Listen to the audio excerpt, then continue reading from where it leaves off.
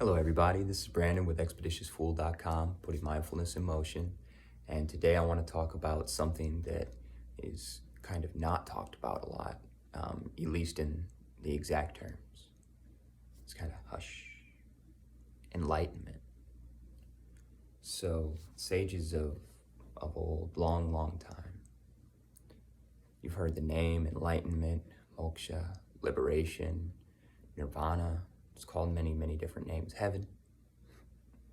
It's called all these different names. Salvation. Now, why is it not talked about very often? It's not talked about very often because unless somebody's reached enlightenment, they'll usually never believe that you actually have it. They might wonder, they might think maybe, but unless they've reached it themselves, they're not going to believe you.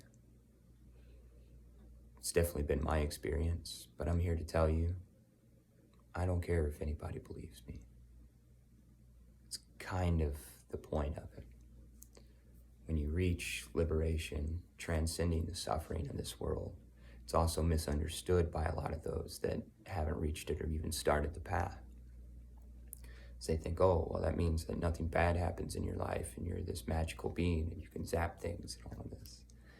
No, just like the quote says, even after enlightenment, you have to do the dishes. Gotta fold the laundry, right? You're still in this Maya body doing your work. But, so that means that situations will come at you all the time. It just means that you don't respond to them in the same way. You don't feel those situations here because you know that you're not your mind, you're not your body. And at the same time, you are everything you are, and you are everything else. So why is that a great thing? People are like, well, what's that mean? That's heaven. Heaven isn't somewhere else. That's the alternative. So what's everybody else in? If they're not there, that's that hell part. It's not somewhere down there. We live in a spherical planet, folks. Up and down doesn't exist. But why does it feel so good? Why? Because you realize what you really are. You realize who you really are.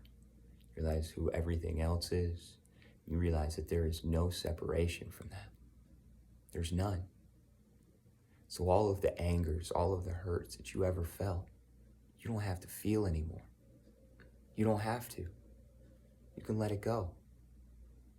What? You hurt yourself? So? Don't do that anymore. Somebody's bringing something at you, just don't take it. Look at it as a passing thought. And that's why all of the sages teach how to control those thoughts. You control those thoughts, you can control your reality. Control your emotions, you control your body, you can control your environment around you. You can transmute the environment around you. Why? Because you realize how much it is you.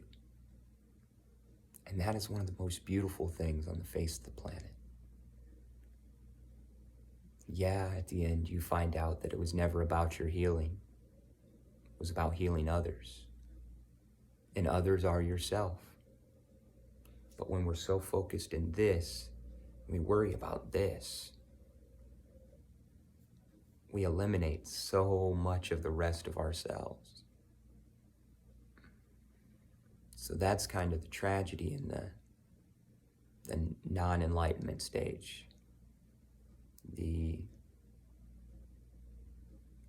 stuck in the Maya, the hell part.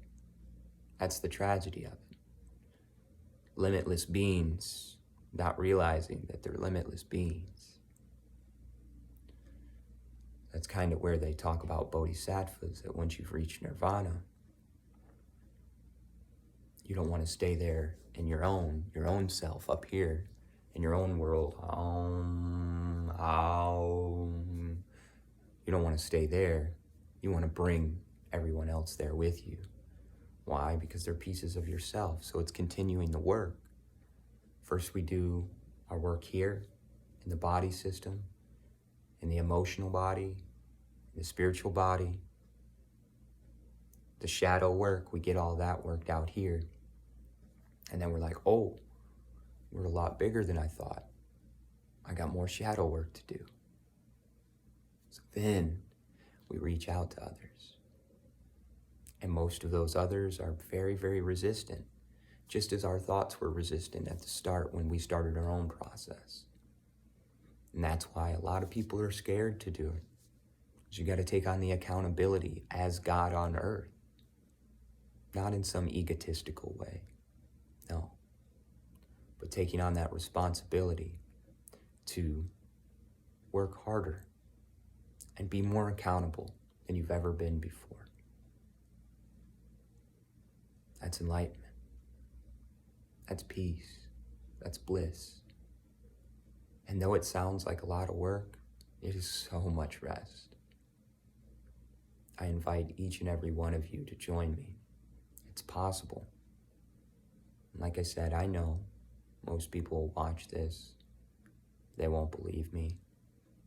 Be like, oh, he suffers. He's just a charlatan. He's putting on, a story to look some type of way. But no, I'm bravely putting out this video to let everyone know, those who can hear the message. It's possible. It's beautiful. It's wonderful.